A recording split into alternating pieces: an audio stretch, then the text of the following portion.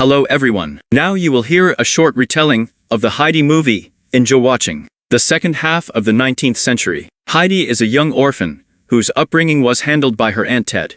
But, apparently, taking care of the child became a burden to her, and she decided to take her niece to her grandfather Alpoha. There are various rumors about the man. Allegedly, he became so wild that he even forgot how to speak. And he certainly won't be happy with another mouth at the table. The girl got hot, and she took off her dress to run with the animals.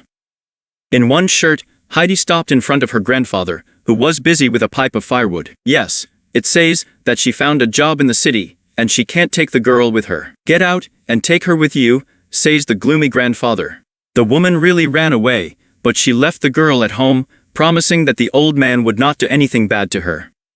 Heidi doesn't know what to do now. It turns out that no one needs it. Alpoha locked himself in the house, leaving his granddaughter on the street. There is nothing to do. Heidi went to the bread with her things, and spent the night there next to the goat. In the morning, the grandfather silently entered the room, got tired of milk, and gave it to his granddaughter to drink. He's going to take the girl to the pastor to figure out what to do with her. The pastor probed Heidi, looked at her teeth, and concluded that the child is strong and healthy, which means there will be no problems with him. But Alpoha is still not going to keep Heidi.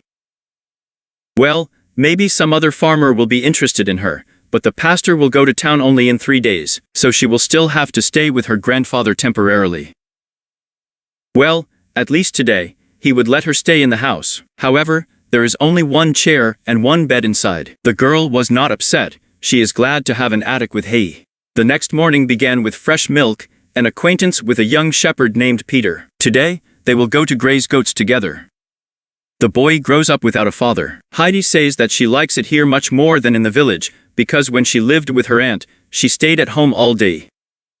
While the girl was running around the meadow, Peter secretly took a bite of sausage and cheese, which Grandpa put Heidi with him. At the same time, he blames the goat for everything. Here, two horned animals grappled.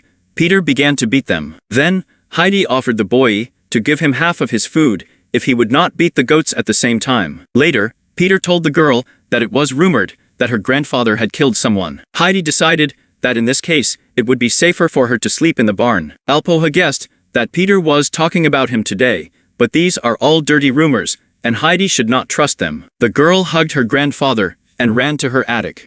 The next day, Alpoha took out carpentry tools and started making something. Heidi tells Peter that her grandfather will take her to the pastor tomorrow. But when she came back, she saw the second chair that Grandpa had made for her. The happy girl realized that she could stay here and continue having fun with Peter. However, summer is over, and Peter will no longer graze goats until next spring. He will go to school. Together with her grandfather, Heidi came to the village. Everyone looks at Alpoha with apprehension and discontent. They met the pastor again, and he insists that the girl must go to school and learn to read. This is what Heidi herself would like, but grandfather has his own views on life. The child is bored, and wishes that spring would come soon, and her friend Peter would return here. To amuse her granddaughter, Alpoha rides her on a sled, and brings her to Peter's house. The boy himself is still at school. Heidi meets his mother, and blind grandmother. Finally, Peter came too. The family lives very poorly. Instead of cheese and sausage, they eat boiled potatoes and stale bread. Spring came. The Dete unexpectedly returned to the village, and when she arrived, Alpoha announced that she had found a place for Heidi in the house of a rich family. They will go to school together with their daughter. But this time, Alpoha does not want to let go of her granddaughter. Dete heard that the old man does not let the girl go to school. If necessary, she will call the villagers, and they will take Heidi away from Alpoha by force. Dete has found her niece, and tells her that she can live in a big beautiful house. Rich parents are looking for a girlfriend for their daughter. But Heidi wants to stay. Then Dete lied that Grandpa also wants the girl to go with her. The woman doesn't even give her a chance to say goodbye to Peter. The old man realized that he had been tricked. He wanted to stop his niece in time, but she had already left the village. The townspeople laugh at Alpoha, and he barely holds back tears. Heidi looks sadly at the alpine mountains she loves. Soon the girl found herself in noisy Frankfurt. Her aunt took her to the Schemann's mansion.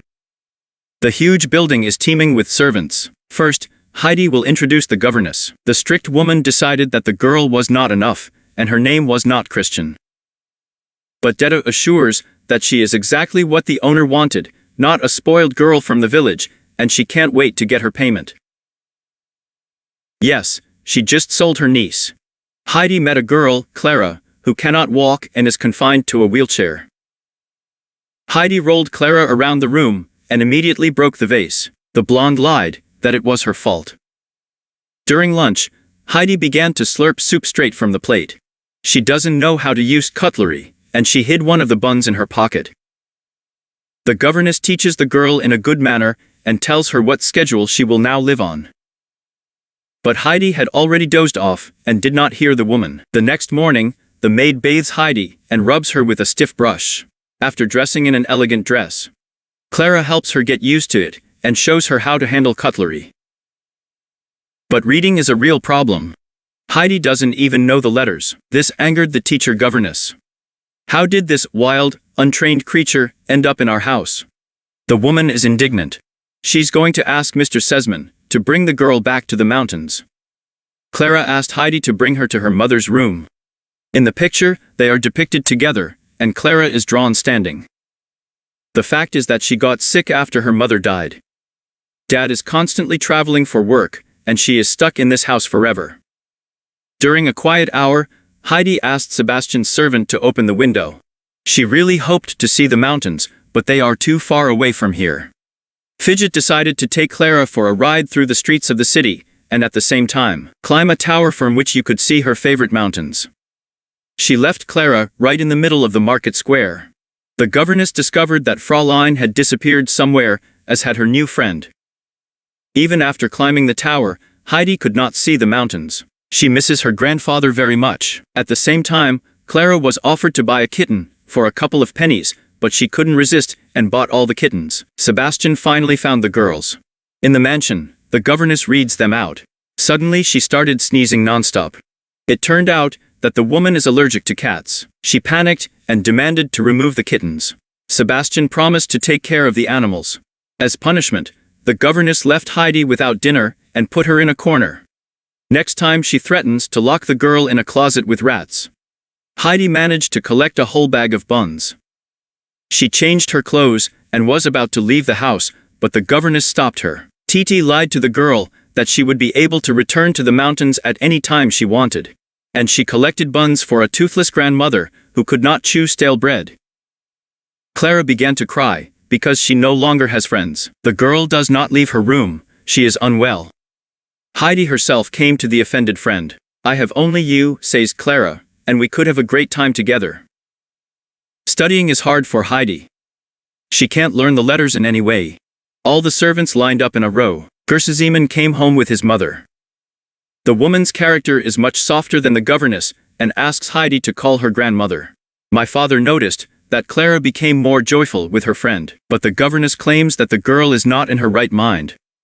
She doesn't know the letters, prevents Clara from studying, and her behavior is completely wild. Grandma doesn't even take my word for it. She will personally look at the behavior of the mountain girl. The woman went to the trick, and, not having finished reading Heidi a fairy tale before going to bed, suggested that she do it herself. If she could read, she would be able to find out for herself how it ended. The countess tells her son that Heidi is a sweet girl, and she will learn to read. The main thing is to interest her. But she is not very happy here. Life in the house is not for her. However, according to Sesman, it does not matter. The main thing is that Clara is happy. When the maid stole the master's wine at night, she heard strange frightening sounds. Together with the governess, they decided that it was a ghost. Sebastian discovered that the front door was open, but who did it? All the servants believe that something supernatural had a hand in this. The girl really quickly learned to read, to the delight of the teacher and the Sesman family. Father promises Clara that she will stay with them forever. After learning this, Heidi burst into tears at night. Soon my grandmother left the estate, and the governess became the main teacher again. Shaman and the doctor heard strange noises at night and took pistols in their hands to repel the uninvited ghost. But it turned out that it was Heidi. She walks in her sleep and goes out into the yard to look into the distance, probably towards the mountains. Shaman found another mountain of buns. The girl woke up and says that she dreamed of her grandfather. She burst into tears. The doctor realized that she was depressed, homesick, and for the Alps. The next day, Sesman was forced to tell his daughter about it, but Clara does not agree.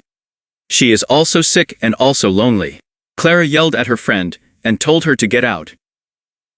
Today Heidi will be taken home to her grandfather. She wanted to talk to Clara, but the sad girl did not open the door for her. A whole basket of buns was collected for Heidi. She asked me to give Clara the eagle that her grandfather had carved for her.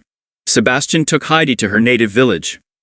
The locals are studying the girl's rich wardrobe. Peter immediately ran up to his girlfriend. Finally, Heidi presented buns, which a toothless grandmother can now grind, and Peter received sausages as a gift.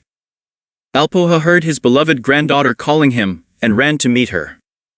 The old man was incredibly glad to have her back. Just like Heidi, she is happy to return to her usual business in the mountains. She drinks milk, herds goats, eats simple food, and walks with Peter. Heidi writes letters to Clara. In the winter, she and her grandfather moved to the village so that she could go to school. Pastor Kudo is stricter than teacher Clara. The students answer the question of who they want to become when they grow up, a shepherd, a blacksmith, or a peasant. Heidi says she wants to write fairy tales. This makes children laugh. Heidi is engaged in Peter after school, but studying is not easy for him. The girl misses her friend very much, and Clara now regrets that she did not say goodbye to Heidi. And Grandma pulled off the incredible. She brought her granddaughter to visit a mountain girl. No longer so unsociable, Alpoha poured moonshine for the distinguished guests, and agreed that Clara would stay with them for a few days. Heidi introduced her friend to the goats, and Peter, who was shy to approach for a long time. And he is also jealous of Heidi, who no longer goes to the pasture with him. Now Heidi teaches Clara rural etiquette at the table.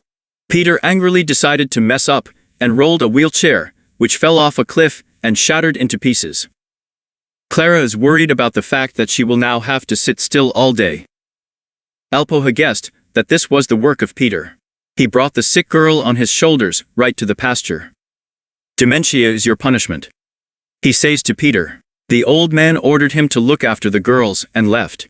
The boy is still sulking, and Heidi has gone to pick berries. Clara was left alone.